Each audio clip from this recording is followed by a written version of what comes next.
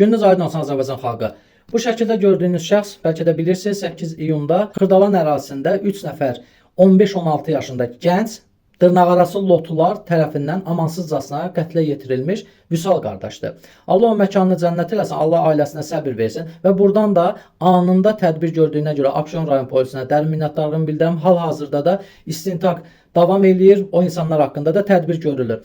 Mən sadəcə deyiləcək sözlərim var. Ola bilsin kimsə deyər ki, bu 8 iyunda baş vermiş hadisəni niyə indi işıqlandırırsan? Mən sadəcə məlumatı indi almışam və mən də bir evlad atası kimi, bir oğul atası kimi mən bunu özümə bağışlaya bilmərəm ki, mən buradan baş prokurorluğa, mən buradan ali məhkəməyə, mən buradan daxili işlər orqanlarına səslənməyəm ki, bu insanlar haqqında ən ağır cəzanı versinlər. Ona görə ki, bu insan özü zəhmətinlə, əziyyətinlə anasını saxlayan kasıb bir ailənin bir evladı idi. Hansı ki, o insan haqqında yetərincə məlumatım var. O insan çox mərifətli, qanacaqlı bir qardaş idi. Allah onu bir daha məkanı cənnət eləsin. Və buradan səslənirəm. O 3 şəxsin kimsə yaxınlarıdır, kimidir, onlara səslənirəm.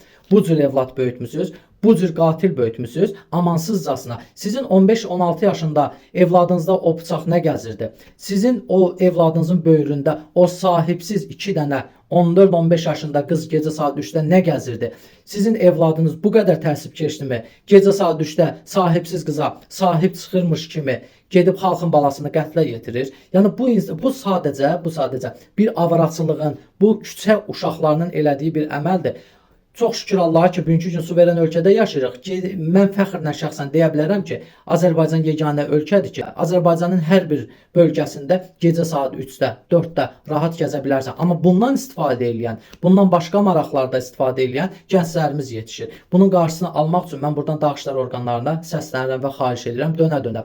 O tində bucaqda gəzən bu tip insanları fərqi yoxdur. Onların artıq özünüz vidlərini bilirsiniz. Hansı viddə olurlar deməyə də ehtiyac yoxdur. Siz insanları baxanda artıq bilirsiniz ki, o hansı yolun yolcusudur. Xahiş edirəm sizdən dönə-dönə bir valideyn kimi, Azərbaycan oğlu kimi, müstəqil ölkənin vətəndaşı kimi, suveren ölkənin vətəndaşı kimi xahiş edirəm. Harda, tində, bucaqda belə bir insanlar harda gördünüz, xahiş edirəm. Onları şəxsən Postpatrul xidmətindən dönə-dönə xahiş edirəm. Onları saxlayın, bir-bir ciblərini yoxlayın ki, bunlarda nə gəzir o bıçaq? Bunlar hansı ki, həmən o gənclər o bıçaqla çörək doğrayıb anasına xidmət eləməyən uşaqlardır. Hərəsi böyrünə bir bıçaq alıb, lotu çıxıblar, dırnaqarası lotular. Siz başqa insanlara travma yaşadırsınız, başqa insanların balalarını pozursunuz. Sizi kimi gənclər cəmiyyətə sadəcə bir virusdur, yayılmışsınız bu cəmiyyətə və normal insanların balalarını bu cür anaları gözü yaşlı qoyursunuz. Bunun təcili qarşısı alınmalıdır. Dönə-dönə xahiş edirəm hüquq mühafizə orqanlarına və bir daha dönə-dönə xahiş edirəm o 3 şəxsin, hansı ki o cinayəti törədən 3 şəxsin, qatillərin layiqincə cəzası verilsin. Onlara ən ağır cəza verilsin.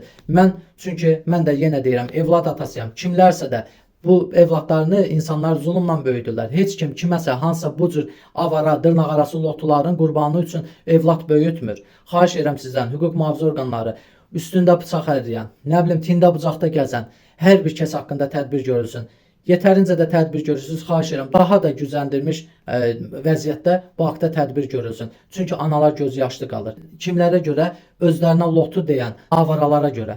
Bugünkü gün kimsə evladını torpağa tapşırdı. Biz sizə güvənirik, hüquq mühafizə orqanları, xahiş edirəm. Və baş prokurorluq, Abşeron rayon prokuroru, sizdən xahiş edirəm.